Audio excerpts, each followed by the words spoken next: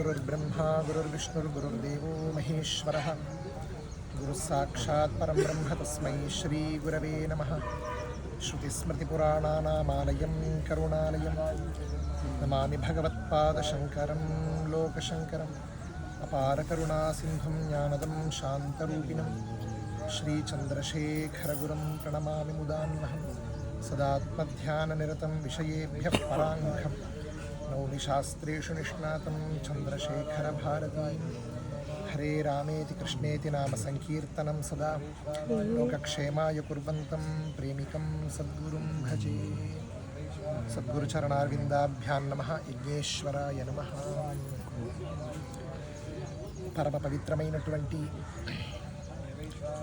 పట్టిసీమ క్షేత్రంలో గోదావరి తీరంలో అద్భుతమైనటువంటి ఈ యాగము లోకోత్తరంగా జరుగుతుంది. అంటే ఉచ్చైర్గతిర్జగతి సిద్ధ్యతి ధర్మతశ్చేత్ తస్య ప్రమాచ వచనైః కృతకేతరైశ్చేత్ తేషాం ప్రకాశన దశాహి మహీసురైశ్చేత్ తానంతరేణ నిపతేత్ కను మత్ప్రణామః అని భోజరాజుడు ఈ లోకం సౌఖ్యంగా ఉండాలి అంటే, ఈ లోకము ఉచ్చమైనటువంటి ఒక్క స్థితిలో ఎప్పుడు సౌఖ్యంగా ఎటువంటి దోషాలు లేకుండా ఎటువంటి శ్రమము లేకుండా ఉండాలంటే దానికి ధర్మము అత్యంతం ఆవశ్యకం. ధర్మానుష్ఠానము లేకపోతే, ధర్మాచరణ లేకపోతే లోకము చాలా ఇబ్బందిలో ఉంటుంది. కాబట్టి ఆ ధర్మానుష్ఠానం చాలా చాలా ఆవశ్యకం. ధర్మో విశ్వస్య జగతః ప్రతిష్ఠ అని మనకు తైత్రీయ శృతి మనకు బోధిస్తుంది. అలా ఈ ధర్మము ఉండాలంటే దానికి ముఖ్య కారణం ధర్మాన్ని ఎలా మనం అర్థం చేసుకుంటాం. ధర్మం యొక్క స్వరూపం ఏమిటి? ధర్మము అంటే సాధారణంగా వేదంలో సత్యం వద ధర్మంచర అని మనకు వేదమాత మనకు అనుగ్రహిస్తుంది. ఆ ధర్మాచరణం అంటే ఏంటి? ఆ ధర్మము అంటే దానికి ఏదైనా ఒక రూపం ఉంటుందా అనేటటువంటి ప్రశ్న ఉన్నప్పుడు ధర్మం అనేటటువంటిది ఆచరించేది, ఆ ఆచరణ రూపంగా ఉండేటటువంటిది ఆ ధర్మము. ఆ ధర్మము ఎక్కడి నుంచి మనం తెలుసుకోవాలి? ఆ ధర్మము యొక్క రూపం ఎక్కడి నుంచి మనం తెలుసుకోవాలి? ఆ సూక్ష్మం ఎక్కడి నుంచి తెలుసుకోవాలంటే దాని కృతకేతరైశ్చేత్ వేదము చేత మాత్రమే ఆ ధర్మము యొక్క స్వరూపం మనం తెలుసుకోవాలి. చెప్తుంది కదా, వేద ప్రణిహితో ధర్మ హ్యధర్మస్తద్విపర్యయః వేదో నారాయణ సాక్షాత్ స్వయంభూరితి శుశ్రుమే అని మనకు ఉపదేశం చేస్తుంది శ్రీమద్భాగవతం. వేదములో ఏది చెప్పబడినదో, ఏది చెయ్యని చెప్పబడినదో అది ధర్మం. వేదంలో ఏది చెయ్యవద్దును మనకు నిషేధిస్తుందో అది అధర్మము అనేది ప్రత్యక్షంగా మనకు తెలుస్తుంది. దాంట్లో ధర్మము అంటే వేదము ద్వారా మాత్రమే మనం తెలుసుకోగలం. అలాంటి ధర్మము, ధర్మానుష్ఠానం. కాబట్టి ధర్మము సౌఖ్యంగా, ధర్మము చేత లోకం క్షేమము, వేదము చేత ధర్మము. ఆ వేదము ఎవరు చేత అంటే బ్రహ్మాయుష్మత్ తద్బ్రాహ్మణైరాయుష్మత్ అని వేదమే చెప్తుంది. వేదము నిత్య సిద్ధంగా ఆ పరమేశ్వరుడి యొక్క ఉచ్ఛ్వాస నిశ్వాస రూపంగా ఉన్నటువంటి వేదము దీర్ఘాయుస్సుగా ఉండాలంటే, లోకంలో ఉండాలంటే దానికి ముఖ్య కారణం ఆ బ్రాహ్మణోత్తములు ఉండాలి. అలసకాలంలో గర్భాష్టమేషు బ్రాహ్మణముపనయీత నుంచి ప్రారంభం చేసి తర్వాత వేదాధ్యయనము చేసి వాళ్ళ యొక్క ఆశ్రమ స్వీకరణాలన్నీ తీసుకొని వాళ్ళు ధర్మానుష్ఠానం చేయడం వల్ల ఆ బ్రాహ్మణోత్తముల వల్ల ఈ వేదము దీర్ఘాయుస్సుగా ఉంది. కాబట్టి ఆ వేద పండితులకి నేను నమస్కారం చేస్తున్నానని చెప్తున్నాను. వేదాయథ మూర్తిధరా త్రిపృష్ఠే మనం చెప్తున్నాం. ఎన్నో కోటి మంత్రాలు మన వేదంలో ఉంది. దాంట్లో ఎన్నో వేదాలు ఇప్పుడు అలాగనే భగవత్ సాన్నిధ్యాన్ని పొంది ఇప్పుడు మనకు 11 శాఖలే మనకుంది. దాన్ని మనము ఇప్పుడు సంరక్షింపబడుతున్నాం. కానీ బ్రహ్మలోకంలో వేదమన్నీ కూడా రూపం ధరించి ఉంటుందంట. రూపము ధరించి అది కూడా ఒక్క మనుషులలాగా ఉంటుందంట ఆ వేదమంత్ర. అలాంటి ఆ వేద మంత్రం యొక్క వినియోగం మనం తెలుసుకోవాలంటే ఇక్కడికి రావాలి. ఎంతమంది వేద పండితులు, ఎంతమంది వాళ్ళందరూ ఇక్కడ. ముఖ్యంగా ఈ యాగంలో ఉన్నటువంటి ఒక ప్రశస్తి ఏమిటంటే వచ్చినటువంటి సకల ఋత్వికులు కూడా పరిపూర్ణులు. వాళ్ళ విషయంలో మాత్రం కాదు, ప్రతి ఒక్కరు ఇక్కడ హౌత్రం చేసేటటువంటి సామర్థ్యము, ప్రతి ఒక్కరు ఆధ్వరం చేసేటటువంటి సామర్థ్యం, ప్రతి ఒక్కరు ఔద్గాతం, ఇలాంటి అందరూ కూడా సకల జ్ఞానాన్ని పొందినటువంటి ఒక మహర్త్వికులు ఇక్కడ మన బ్రహ్మశ్రీ వాజపేయాజీ సత్యస్వామియాజుల గారికి దొరకడం అనేది ఆయన చేసినటువంటి వాళ్ళ నాన్నగారు చేసినటువంటి పుణ్యం, వాళ్ళ నాన్నగారి యొక్క పరిపూర్ణ అనుగ్రహం. ఇలాంటి యొక్క గొప్ప యాగం ఇక్కడ విశేషంగా జరుగుతుంది.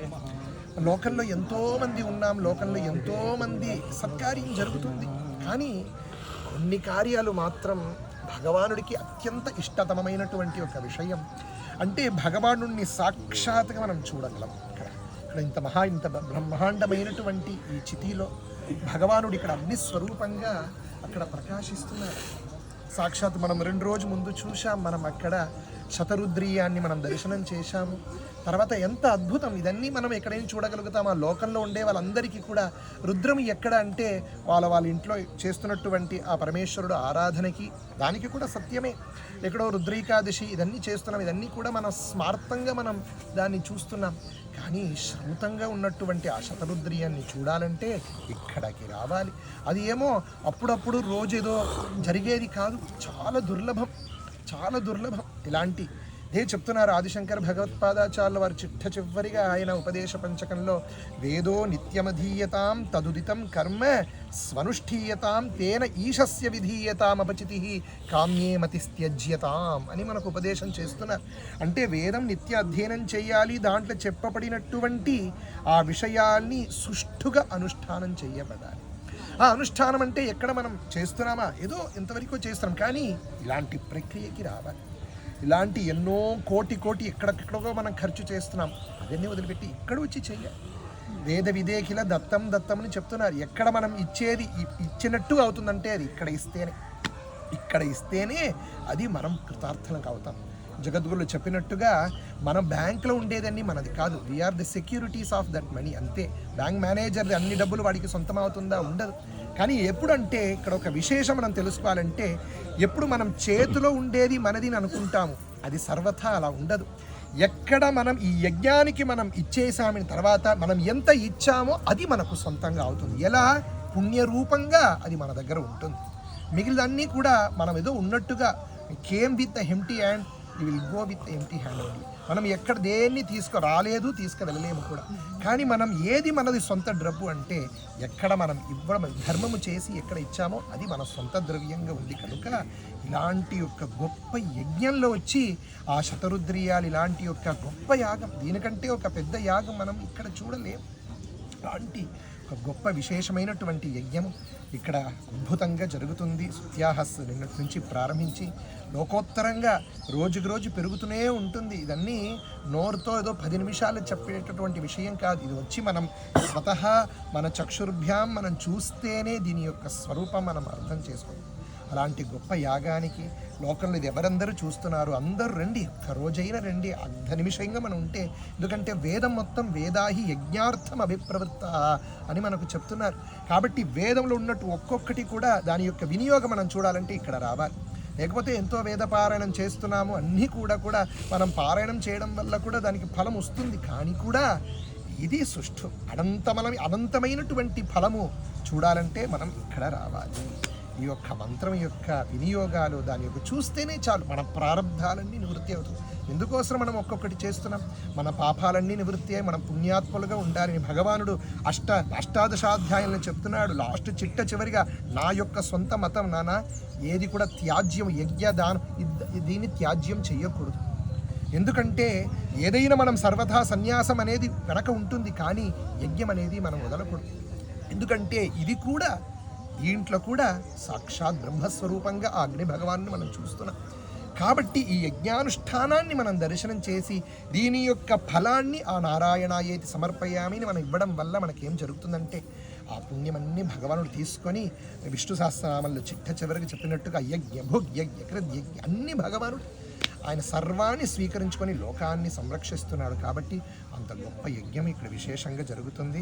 మీరందరూ వచ్చి కూడా ఎవరైనా రాలేకపోయినా కూడా వాళ్ళందరూ కూడా ఇలాంటి న్యూ టెక్నాలజీ మూలంగా మీరందరూ చేసుకొని ఇక్కడ మన చేత, ఎందుకంటే ఇప్పుడు ఎంతోమంది ఎన్నో రకరకాల ధర్మం చేస్తున్నామని చెప్తున్నారు. వాస్తవంగా ఇక్కడ ఇవ్వాలి. మనం ఎక్కడ ఇస్తే అది ఇచ్చినట్టుగా అవుతుందో అలాంటి ప్రదేశం, అలాంటి స్థానం ఇది. కనుక మీరందరూ వచ్చి దర్శనం చేసుకొని అందరూ కృతార్థులు కాక, మనం ఇలాంటి దర్శనం చేయడం వల్లనే రాబోయే జన్మ మనకి ఇలాంటి ఒక యజ్ఞాన్ని చేసేటటువంటి కనీసం ఒక ఉపాసన అగ్నిహోత్రమైన చేసేటటువంటి ఒక్క జన్మ మనకు లభించాలి అని మనం ప్రార్థన చేసుకొని అందరూ సౌఖ్యంగా ఉండుగా. కానీ ఆ యజ్ఞేశ్వరుని జగద్గురుని ప్రార్థిస్తూ నేను పూర్తి చేసుకున్నాను. హర నమః పార్వతీపతయే హర హర మహాదేవ.